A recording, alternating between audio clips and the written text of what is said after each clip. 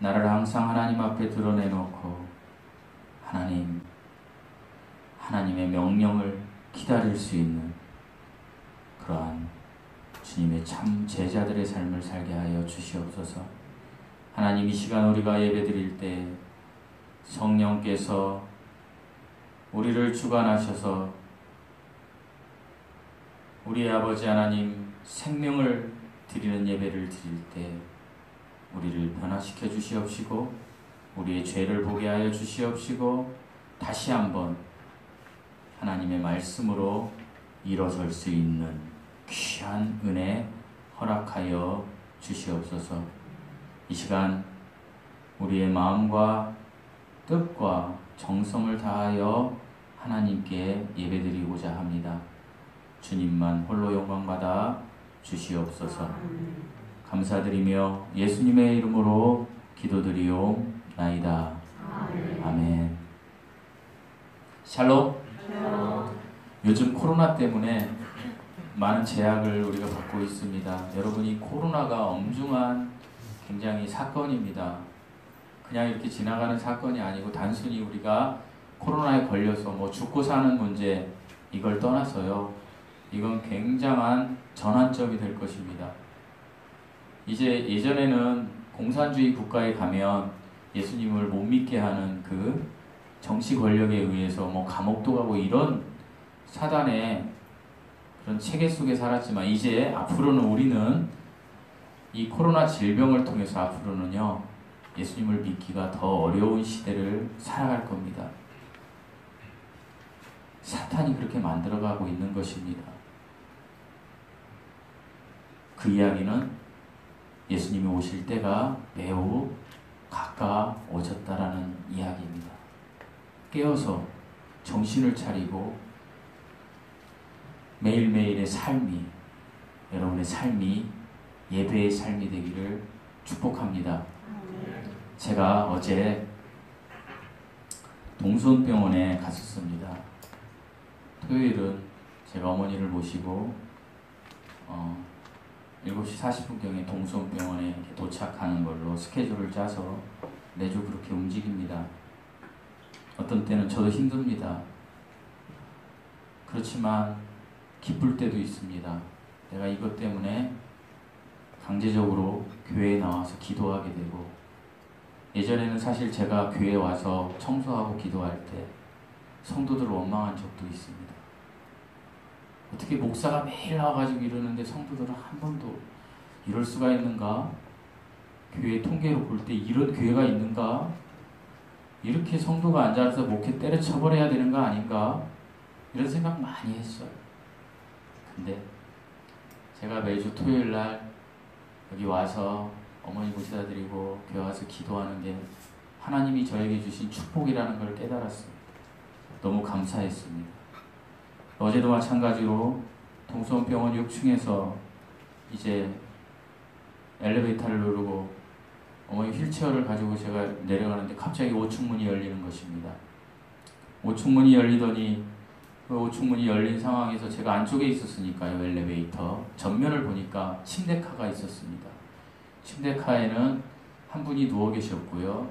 그 위에 의사 가운을 입은 젊은 의사가 막 가쁜 숨을 이렇게 쉬고 있었습니다. 뭔가를 하고 있었고요. 그 장면을 이야기하는 거예요. 그리고 그 앞쪽에 그 침대카 그 앞쪽에 간호사 선생님이 한 분 계셨고 그리고 그 뒤쪽에는 직원이었던 것 같습니다. 그 침대카를 이렇게 밀어주는 직원이 하나 있었어요. 그 순식간 상황이었습니다. 5층이 쫙 열리는데 갑자기 저도 놀란 거죠. 그 직원 그 뒤쪽에 침대카를 밀던 직원이 갑자기 이렇게 이야기했습니다. 죄송한데 잠깐 내리세요. 저한테. 왜냐하면 제가 휠체어를 갖고 있었기 때문에 침대카하고 이렇게 같이 들어갈 수가 없는 상황이었습니다. 그래서 저도 엄격결에 그 얘기 듣고 나왔습니다. 이렇게 나오면서 제가 딱 나오고 이제 침대카가 이렇게 밀려 들어갈 때 제가 그 상황을 이렇게 봤습니다. 바닥에 그 침대에 매트리스 위에는 할머니 한 분이 누워 계셨습니다. 굉장히 이렇게 몸이 야위신 할머니였습니다. 흰머리도 많이 나고 제가 이렇게 외견으로 볼 때 한 70대에서 80대 할머니셨습니다. 그렇게 쳐다보고 있었고 그 위에로 올라타서 의사가 제가 오늘 아침에 잠시 그 설교에 대해서 약간 우리 박정훈 집사님하고 서로 이렇게 큐티를 했는데 제가 언어가 생각이 안 나니까 박정훈 집사님이 그러시던데 그 CPR이라고 하더라고요. 그래서 내가 설교할 때 CPR이라고 할게. CPR을 하고 있었습니다. 인공호흡이죠. 지쳐 있었습니다. 의사가 굉장히 젊은 의사가. 그리고 간호사는 막 당황한 모습이었고요. 그때 제가 그 할머니를 이렇게 쳐다봤습니다. 그런데 그 순간 제가 영적으로 그리고 제가 마음으로 딱 나한테 와닿는 게 이 할머니 죽었구나. 죽어 있었습니다. 저는 죽은 사람을 많이 봤습니다. 어렸을 때부터. 제가 목회할 때도 사실 우리 성도 중에 한 분도 제가 이렇게 봤고요. 이 할머니 죽었다. 죽었습니다. 근데 그 할머니 표정을 보니까 너무 온화했습니다. 너무 평안했습니다.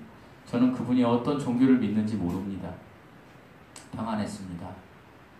그런데 그 세 사람은 매우 정신이 없었습니다. 의사는 막 굉장한 호흡을 하고 간호사는 당황해 있었고 아마도 5층에 입원실에서 뭔 상황이 벌어지고 동서병원 응급실에 3층인가가 중환자실이에요.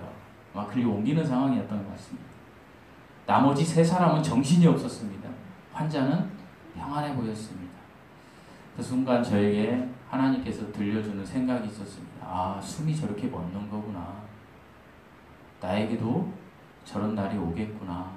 그러면 어떤 사람들이 봤을 때 나도 내가 굉장히 평안한 모습을 보여야 되겠구나. 그리고 한 가지 또 생각이 났습니다. 그 할머니는 제가 기독교인지 그런 건 잘 모릅니다. 그런데 그 평안한 모습을 보고 이야기하는 거예요. 제가 추정해서. 저 할머니는 평안해서 천국에 간 것 같은데 나머지 사람들은 여전히 분주하구나. 정신이 없구나. 물론 그 할머니를 살리기 위한 일이지만 그런 생각을 했습니다. 내가 숨이 있는 한 나는 여전히 분주하겠구나. 정신이 없겠구나. 그런 생각을 했습니다. 지난주에 아주 유명한 사람이 두 분이 사망했습니다. 한 분은 인권 변호사이고 정직했고 포용력이 많았고 섬기는 삶을 살았던 사람. 어려서부터 저는 2000년 초반에 저희 KT가 사랑의 봉사단을 할 때 이 분의 모습을 잊을 수가 없습니다. 그 행사 도우미로 행사 주관이 아니고 도우미, 말이 도우미지 속된 말로 따까리, 심부름꾼으로 제가 참여하게 되었었습니다. 제가 강남본부와 이렇게 하게 됐는데 그 당시 우리 회장님, 사장님이셨던 남종수 사장님이 2000년 초반 얘기입니다. 아름다운 재단에 대표님이 오시는데 차를 보냈으니 빨리 가서 모시고 와야 됩니다라는 얘기를 하는 걸 들었습니다. 그런데 그분을 모시고 오는 걸 허탕쳐 버렸습니다. 왜 그랬을까요? 그분은 전철을 타고 오셨습니다. 전철을 타고 걸어왔던 분입니다. 엄청난 감동을 받았습니다. 제가 아니 어떻게 저럴 수가 있나? 누군가가 제가 어디 부흥회를 가는데 저한테 차를 하나 보내주면 제가 그걸 타고 갈까요? 안 타고 갈까요? 얼른 탈 겁니다. 저는. 참 대단하신 분이구나. 근데 그분이 이렇게 서울시장이 되고 이렇게 보면서 참 좋다 그런 생각을 했습니다. 그런데 그분이 여러분이 너무나 잘 아는 대로 지난주에 돌아가셨습니다. 부적절한 뉴스도 나오고 여러 가지가 나왔지만 돌아가셨습니다. 그리고 어제 그제는 또 한 사람이 사망했습니다. 아시는 분은 아실 수도 있고 모르시는 분들도 있지만 6.25 70주년을 맞이해서 6.25의 영웅, 6.25 전쟁의 영웅, 김일성의 공산군을 막아줬던 메가더, 우리나라의 메가더 같은 영웅 백선엽 장군님이 100세로 돌아가셨습니다. 근데 그 이면에는 그는 언론에서 많이 이야기하는 친일파였고 나쁜 짓도 많이 했다라고. 제가 왜 이 이야기를 하는지 아십니까? 첫 번째 소개했던 분은 우리가 볼 때 좋은 일을 했던 분이고 도저히 우리가 상상할 수 없는 부적절한 죄는 짓지 않을 분이야 라고 생각할 수 있다. 두 번째 분은 6.25의 영웅이 어쩜 저럴 수 있어? 저럴 수 없을까 했는데 그런 일을 저질렀던 분. 세상은 그걸로 찬반으로 분리되어서 자기 정치에 맞게 막 싸우고 있습니다. 지금 저는 그걸 이야기하려고 하는 게 아닙니다. 저는 얼른 찾아봤습니다. 이분들의 종교를. 적어도 그 종교를 가지고 있다 그래서, 기독교를 가지고 있다 그래서 그분이 구원받았다는 건 아니지만 기독교를 가지고 있기 때문에 구원받았을 확률이 높지 않을까 해서 찾아봤는데, 첫 번째 분은 무종교였습니다. 헌신하고 섬기고 봉사하고 그렇게 살았던 그분은, 그리고 지금도 얼마나 많은 사람들이 울면서 통곡하는 그분은, 그리고 인간적으로는 저도 그런 부류의 한 사람입니다. 통곡할 수 있는 그분은 무종교였습니다. 근데 두 번째 사람, 정말로 기득권의 세력에서 모든 걸 가졌고 그리고 뭐 그런 일도 했던 사람, 그리고 자손이 번창했던 사람, 애국을 하면 3대가 망하고 친일을 하면 3대가 잘 산다고 했던 그 사람, 그 사람은 기독교였습니다. 그리고 저는 생각했습니다. 이 두 분의 인생 중에 어떤 인생이 하나님 앞에 의인인가? 여러분이 그동안 제 설교를 들었고 여러분이 성경책을 통해서 어떤 분이 의인이었는지 하나님 앞에요. 그래서 의인의 대접을 받을 수 있는지 정답은 이야기 안 해도 알 수 있을 것입니다.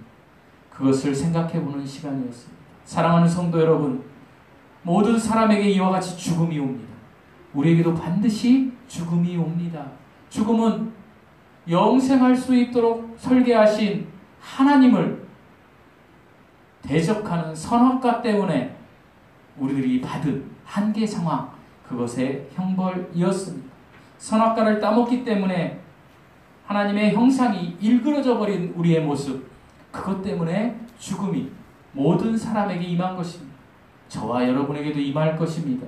언젠가 우리의 호흡, 우리의 숨이 하나님께로 돌아가고 우리의 혼은 하나님이 정하신 두 곳 중에 한 곳으로 갈 것이라는 것입니다. 그래서 이것보다 소중하고 이것보다 우선순위적인 것은 없다라는 것입니다. 제가 처음에 소개해드렸던 동선병원의 할머니, 그 할머니는 어디를 가셨는지 모르지만 그 분주했던 3명의 의사와 간호사와 그 사무원은 여전히 세상 일로 분주하지만 그들에게 있어서 가장 분주해야 할 일은 예수 그리스도를 믿느냐 안 믿느냐 이거에 달렸다라는 것입니다. 사랑하는 성도 여러분, 우리는 선악과를 따먹은 조상을 둔 죄로 우리의 영은 죽어 있었습니다. 그래서 우리가 아무리 착해도, 우리의 정신이 아무리 맑고 다른 사람을 섬기는 삶을 산다고 해도 우리 안에는 악함이 있다라는 것입니다. 부적절한 행위를 할 수 있는 그런 마음이 우리에게 있다라는 것입니다. 모든 사람에게. 그래서 하나님은 너희는 그런 존재이기 때문에 반드시 너희 속에 나와 접촉할 수 있는 그 기관, 영이 살아나야 된다 라는 이야기를 하셨고, 그리고 2000년 전에 이 땅에 오신 예수 그리스도께서 지금 마태복음 5장을 통하여 천국 대헌법을 우리에게 이야기하고 있는 것입니다. 그러니까 이 마태복음은 이 땅에서 잘 먹고 잘 살고 이것이 아니고, 내가 영적인 복을, 내가 영적으로 거듭나서 하나님의 누림을, 하나님의 형상의 그 누림을 살아가는 사람인가, 그리스도의 성품을 가진 사람인가, 이거에 주안점이 되어 있다는 것입니다. 제가 말씀드린 것처럼 나는 그냥 영이 기능을 상실한 채로 내 몸이 세상을 접촉해서 그 물질적인 것들을 통해서 내가 심리적으로만 반응하며 사는 사람인가, 아니면 내가 영이 거듭나서 하나님의 말씀을 통하여, 내가 영이 거듭나서 내가 매일매일 하나님의 말씀을 통해서 내가 찔림을 받고, 무엇이요? 내 영이 하나님의 말씀을 받아들여서 내 혼이 찔림을 받는 것입니다. 내 혼이 찔림을 받아서 내가 그 찔림이 내 몸으로 나오는 사람인가? 이것을 하나님이 보신다라는 것입니다. 이것이 마태복음 5장의 설교입니다. 이것이 마태복음 5장에 하나님이 너와 나와의 관계를 이야기해주는 4단계라고 우리에게 이야기하시는 것입니다. 심령이 가난한 자, 애통하는 자, 온유한 자, 그리고 오늘 말씀 의에 추리고 목마른 자. 반드시 이 과정이 반복되는 과정인데 이 과정을 통해서 너가 내 앞에 겸손한 자, 하나님만 의지하는 자로 서야 된다라고 하나님이 우리에게 이야기하고 계신 것입니다. 그래서 너무 소중한 천국 대연장인 것입니다. 우리가 첫째 시간에 심령이 가난한 자, 여기서 심령은 영이라고 그랬습니다. 스피릿, 푸니우마. 이 영은 하나님의 영이 있고 사람의 영이 있습니다. 그런데 사람의 영이 아담 이후에 죽어버렸습니다. 그래서 내가 하나님의 영이 없습니다. 그것을 내가 하나님의 말씀을 통하여 하나님 나에게 하나님의 영이 없습니다라는 것을 고백하는 사람에게는 복이 있다라는 것입니다. 하늘의 복이 임하는 것입니다.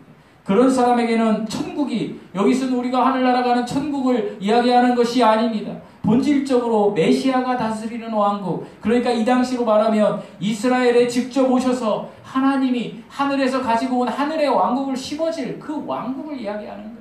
이것을 천국으로 이야기해서 여러분 천국 가려면 영이 가난해야 돼요. 그러니까 박원순 시장님처럼 그런 삶을 살아야 돼요. 그게 아니라는 거예요, 여러분. 절대 아니에요. 여기서 영이 가난한 자는 하나님의 영이 나에게 없다라는 것을 고백하는 거예요. 그래서 하나님의 말씀을 받아들여서 내가 어떤 복, 아셀의 영적인 복을 누려서 내가 이 세상에서 살아나가면서 예수 그리스도가 다스리는 왕국이 내 안에서 이루어지는 거예요. 그러니까 내 영을 통해서 내 혼을 통해서 몸으로 나가는 그 메시아의 왕국이 이루어지는 것을 우리에게 이야기해 주고 있는 거예요. 오늘날 우리 그 당시에는 이스라엘 백성들에게는 그분이 직접 와서 그 왕국을 만들려고 했지만 유예된 거예요. 이 왕국은 천년왕국 때 다시 이루어질 거예요. 하지만 지금 우리에게 주는 훈련의 교훈은 너희가 반드시 영이 살아나서 그 하나님의 말씀을 매일매일 영을 통해 받아들여서 어떻게? 혼을 통해 몸으로 흘러나가게 해라. 이야기를 하고 계신 거라는 거예요. 이런 사람은 어떻게 된다라고요? 이렇게 하나님의 말씀을 통해서 혼이 찔림을 받는 사람에게는 어떤 현상이 일어날까요? 내 죄가 보이기 시작하는 거예요. 내 죄가. 사랑하는 성도 여러분, 이 세상을 살면서 나는 깨끗해요, 나는 의인이에요, 나는 죄인이 아니에요 하는 사람처럼 가장 사악한 인간이 없다라고 하나님이 이야기해요. 왜요? 하나님이신 예수님은 이 땅에 오셨을 때 바리새인, 서기관, 율법학자들한테 뭐라고 얘기했어요? 이 독사의 자식들. 창녀와 세리와 그런 사람들에게 그렇게 얘기 안 했어요. 잘 생각해 보세요. 우리나라의 대학 교수, 국회의원 이런 사람들한테 예수님이 독사의 자식이라고 했고요. 몸을 파는 매춘하는 창녀들에게는 긍휼히 여기셨다라는 거예요. 왜 그럴까요? 창녀나 이런 사람들은 하나님 제가 죄인입니다고 애통했던 거예요. 자기 죄를 봤던 거예요. 그런데 바리새인들은 어때요? 나는 의인이라는 거예요. 여러분 주위에 나는 정직합니다, 나는 의인이다 하는 사람들이 있다면 떠나세요. 가짜예요. 여러분 우리가 영이 가난한 자로 천국이 우리에게 임해서 하나님의 말씀이 계속해서 우리에게 들으면 우리는 반드시 뭐 하게 된다고요? 애통하게 돼요. 왜 애통할까요? 내 죄 때문에. 죄가 보이는 거예요. 옛날에는 내 아내에게 그냥 한마디 툭 했던 이야기도 그냥 당연한 거였어요. 내 남편에게 툭 한마디 했던 거 당연한 거였어요. 그런데 내가 내 천국의 하나님의 말씀이 계속 찔림이니까 그것도 죄로 보이는 거예요. 그래서 멈추는 거예요. 그리고 거기서 회개하는 거예요. 하나님 앞에. 하나님 제가 잘못했어요. 하나님 제가 너무했어요. 그래서 이 설교 4단계는 누구하고 얘기를 하고요? 나와 하나님. 여러분 지금 설교 들으면서 목사님이랑 그렇게 할 수 있지. 목사님은 해요. 그렇게 이런 생각하지 마세요. 이 설교하는 저도 마찬가지고 이건 하나님과 여러분 각자 그리고 저와의 관계라는 거예요. 이런 사람에게 하나님의 위로가 임하는 거예요. 하나님의 위로는 뭐라 그랬어요? 하나님의 함께 하심. 하나님이 함께 하시는 거, 이거 위로가 돼요. 근데 하나님이 함께 하시고 위로가 된다고 하나님이 임마누엘 그 약속 많이 하셨는데 실제적으로 위로가 돼요. 그런데 내 환경은 변하지 않아요. 하나님 물질이 필요한데 물질도 안 들어와. 목사님 설교 들을 때는 그런 것 같은데 내일 가면 또 물질이 안 들어와. 그러면 나는 세상을 향해서 달려가는 거예요. 하나님은 이렇게 이야기했어요. 이런 자들에게는 그런 것들이 온다 할지라도 어떤 것이 온다? 온유하게 된다라는 거예요. 온유한 자가 되는 거예요. 온유가 뭐라 그랬어요? 제가 지난주에 고통을 당하는 이런 뜻이 있다라는 거예요. 온유가 여러분 뭐 액체처럼 부드러운 이런 뜻도 있지만 여기에서 온유는요 히브리어로 아니. 옛날에 그 대중가요 중에 아니 벌써 이런 노래 있죠? 모르시나요? 제 위에는 다 아실 것 같은데 제 연배 밑에는 모르시나요? 아니 벌써 이 노래 모르세요? 그거 잊어버리지 마세요. 아니 고통을 당하는 내가 인생의 고통을 당하는 이 아니라는 뜻이 온유라는 뜻이에요. 그게 뭐예요? 예수 그리스도의 성품을 닮아가기 위해서 내가 고통받는 거 예수 그리스도가 어떤 고통을 받았어요? 십자가의 죽음. 지난주에 말씀드렸죠. 예수님이 골고다를 향해서 십자가를 지고 갈 때에 여러분 예수님이 힘이 없어서 지고 갔을까요? 천사들을 불러서 다 멸할 수도 있었어요.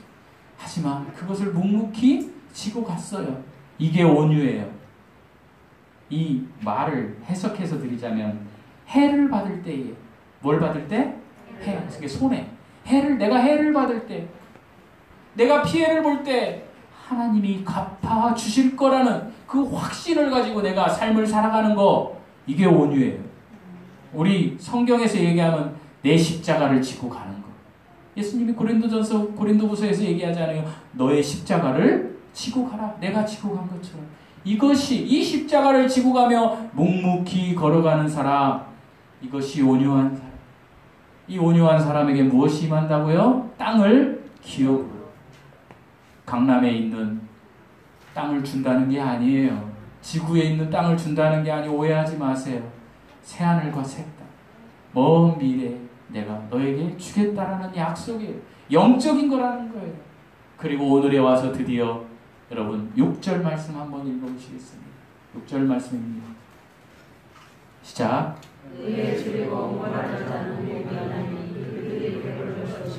이제 하나님이 이야기하세요. 의에 줄이고 목마른 자는 복이 있나니 그들이 어떻게 될 거라고요? 배부를 것이요.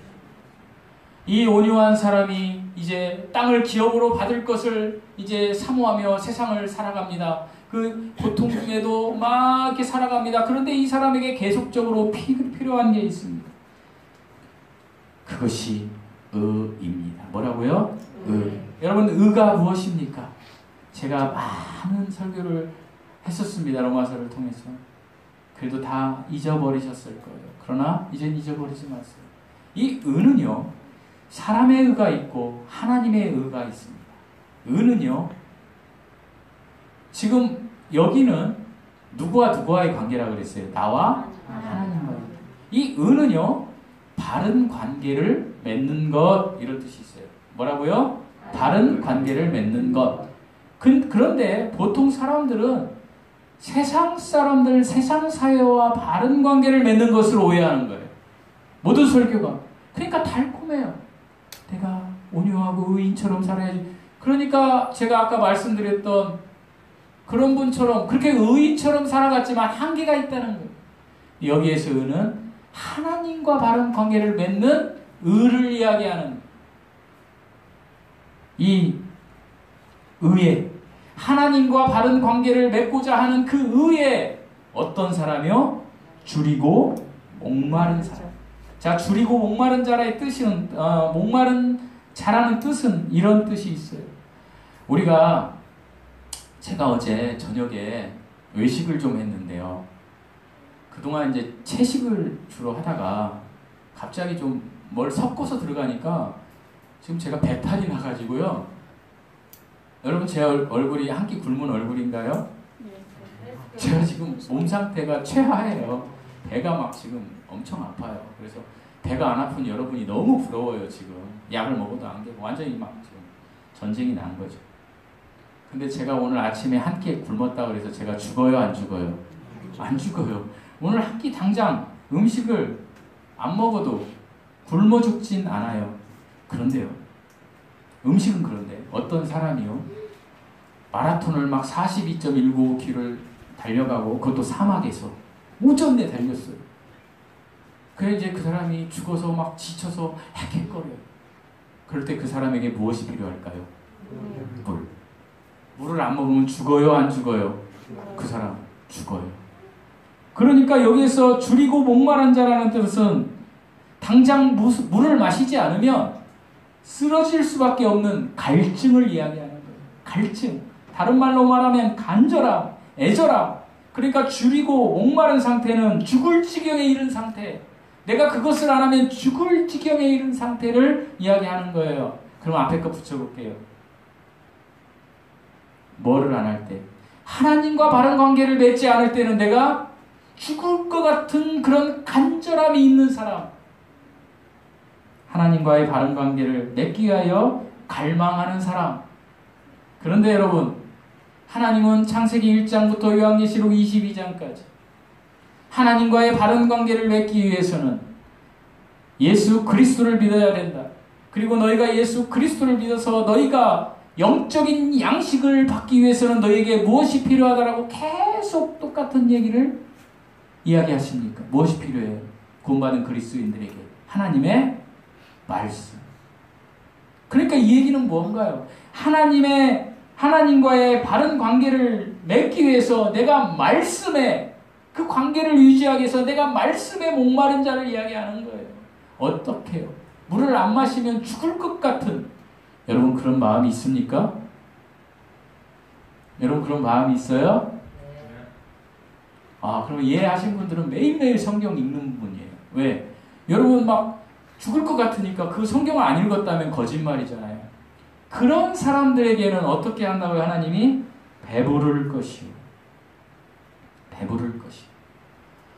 제가 이 말씀을 전하려고 그랬는지 지난주에 우리 사모님이 이런 얘기 해서는 안 되는데 집에 가면 저하고 얘기도 잘 안 해요. 제 기분 굉장히 안 좋아요. 대화할 얘기가 별로 없대요. 많은 목사님들이 그러더만요. 설교를 하면 가장 은혜를 안 받는 게 가족들이래요. 저희들이 다 알으니까. 그 우리 사모는 흉 좀 봐야죠. 오늘 혼날 가보라고. 유튜브를 보는데 제가 이렇게 보면 거의 유튜브의 80%가 강아지 프로그램이에요. 이렇게 킥킥킥 되고 있어요. 근데 이 사람이 어떻게 변했는지 지난주에 제가 딱 있는데 저한테 갑자기요 문자를 딱 띡 보내더니 이거 꼭 봐. 어떻게 유튜브를 강아지를, 여러분 경험하신 강아지 계속 본 사람은 강아지만 뜨잖아요. 그죠? 유튜브가. 그죠? 또 그게 자기가 본 것만 떠요. 유튜브가 그렇게 해서 장사를 하는 거예요. 근데 이 사람이 이걸 어떻게 봤을까 하는데 그 내용이 이거 있어요. 지금 목숨을 걸고 성경을 읽고 있는가? 따라서 해보시겠어요? 나는 목숨을 걸고 성경을 읽고 있는가? 이 주인공은 내수동 교회에 적으세요. 꼭 적으셨으면 좋겠어요. 박희천 목사님이에요. 나이가 9순이에요. 9순이면 몇 세예요? 90살. 근데 이분이요 60살까지인가를요 하루에 성경을 10시간인가 읽었다고 그러고요. 유튜브 꼭 보세요. 그리고 지금 9순인데요 7시간 30분씩 성경을 묵상한대요. 이 정도는 돼야 물이 없어서 죽을 것 같은 갈증을 느낀 사람의 모습이라는 거예요. 저와 여러분이 이렇게 간절함을 가지고 말씀으로 나아가야 되지 않을까 싶어서 말씀드리는 거예요. 저도 그 정도로 성경을 못 읽어요.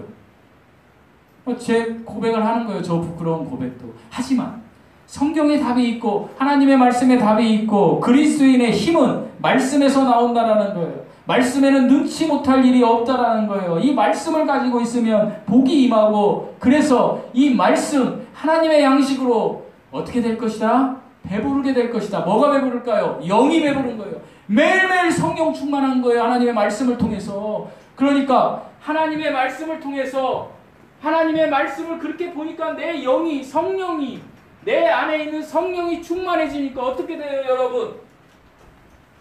성령이 충만해지니까 영에서 혼으로 모든 것이 나오는 거예요. 그래서 혼에서 몸으로 모든 것이 나오고, 그리고 내 몸에서 하나님과 사람에게 모든 것이 나오는 거예요. 하나님의 말씀을 매일매일 저렇게 경험한 사람에게 썩은 물이 나올까요? 안 나올까요? 안 나와요. 그런 삶을 한번 저와 여러분이 살아갔으면 좋겠어요. 저도 그렇게 살지 못했어요. 목사님 그렇게 살았어요? 아니, 못 살았어요. 여러분, 하지만 우리가 그런 삶을 지금까지 1% 살았다라면 다음 주에는요 5%만, 그리고 그 다음 주에는 10%만 이렇게 살아갑시다.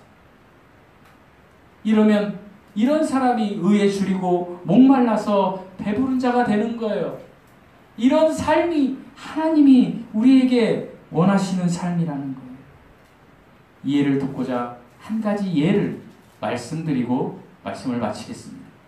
여러분, 하나님이 창조하신 세상의 많은 것들 중에 굉장히 기이한 것들이 많이 있는데 그 중에 하나가 반추동물이라는 게 있어요. 들어보셨나요? 반추동물. 여러분, 오늘 설교 다 잊어도요, 이건 안 잊었으면 좋겠어요. 나는 매일매일 성경 말씀을 반추해야 되겠다. 반추라는 거는요, 쉽게 얘기하면 되새김질하는 거예요. 그러니까 되새김질하는 짐승들을 반추동물이라고 해요. 소, 양, 낙타, 사슴, 기린, 이런 것들이 반추동물이에요. 그러니까 얘네들은요 먹을 것을 막 먹는데요. 그리고 얘네들의 위에는요 3-4개의 벽이 있대요. 그래서 따로따로 저장하는 거예요. 우리 위는 몇 개 있어요? 1개 있죠. 근데 우리 위 속에 음식 넣는 것도 하나죠.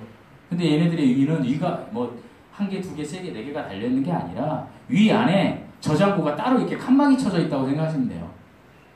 그래서 얘네들이 음식을 다 거기다 놨다가 배고프잖아요.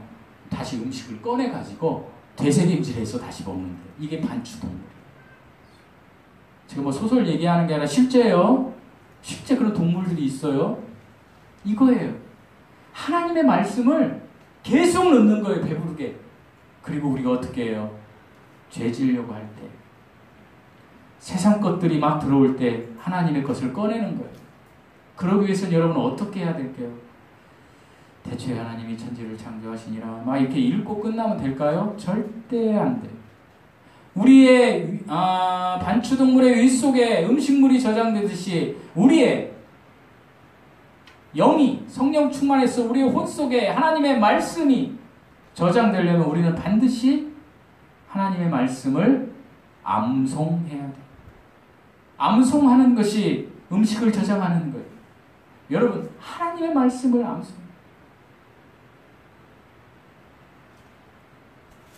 제가 신앙생활을 하면서 많은 사람들을 보는데 제가 정말 놀라는 게 한은택 형제예요. 예전부터 그랬어요. 저는 그걸 존경해요. 다른 건 별로 존경하지 않는다. 어떻게 하나님의 말씀을 저렇게 많이 암송했을까? 나오는 거죠. 처음으로 칭찬한 것 같아요, 제가. 칭찬받을 만한. 여러분, 우리가 하나님의 말씀을 암송하면요, 그 말씀을 잡고 하루를 살아가는 거예요. 내게 능력 주시는 예수 그리스도 안에서 내가 모든 일을 할 수 있다. 이걸 오늘 암송했다고 쳐요. 그러면 그 말씀을 생명을 가지고 24시간 동안 붙잡으면서 선언하면서 살아가는 거예요.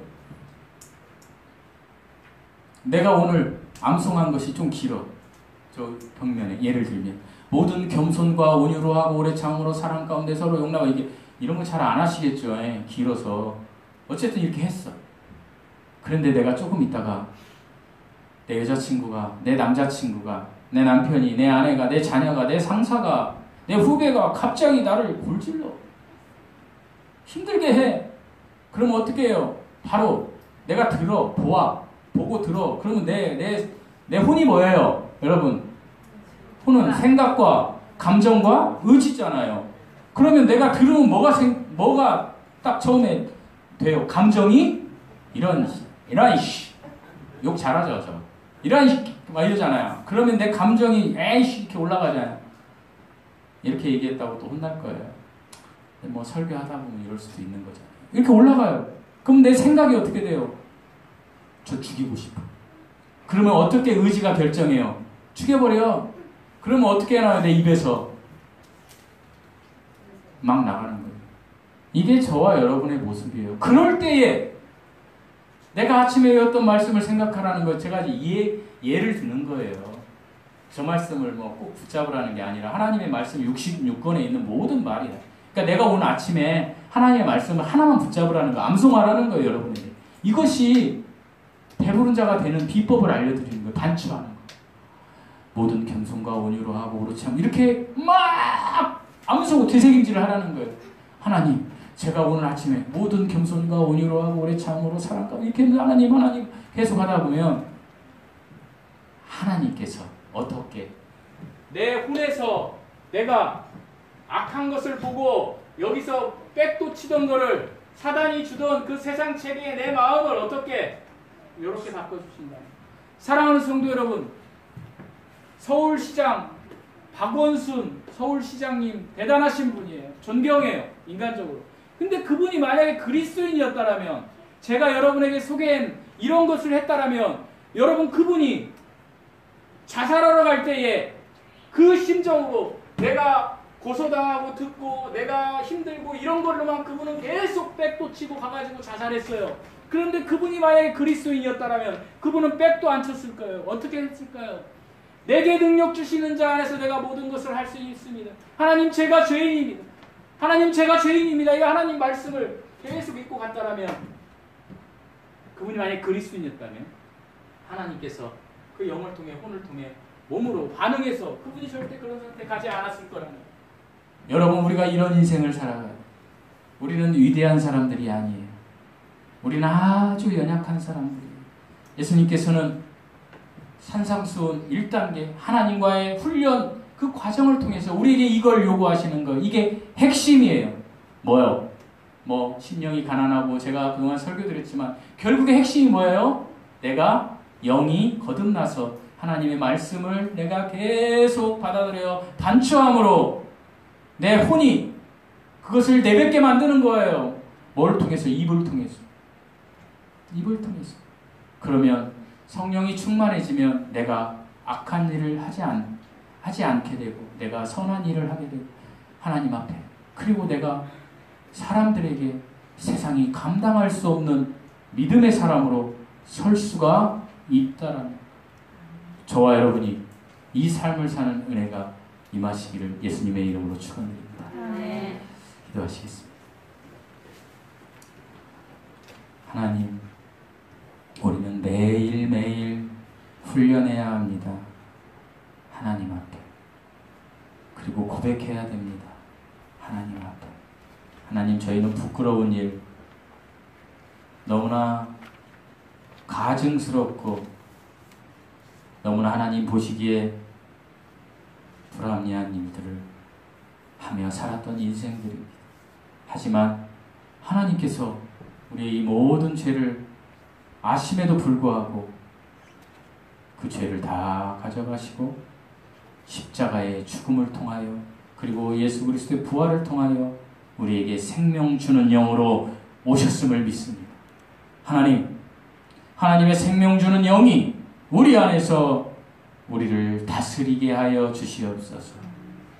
우리가 하나님의 말씀에 목마른 자가 되게 하시고, 아버지 하나님, 그것을 통하여 우리가 늘 배부른 자로, 아버지 하나님, 세상이 감당할 수 없는, 정말로 세상 사람들이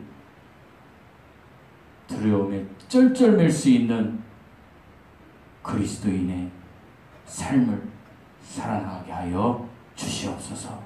이 은혜가 예배드린 모든 주님의 지체들에게 있게 하여 주시옵소서. 예수님의 이름으로 기도드리옵나이다. 아멘. 찬양하시겠습니다. 심령이 가난한 자.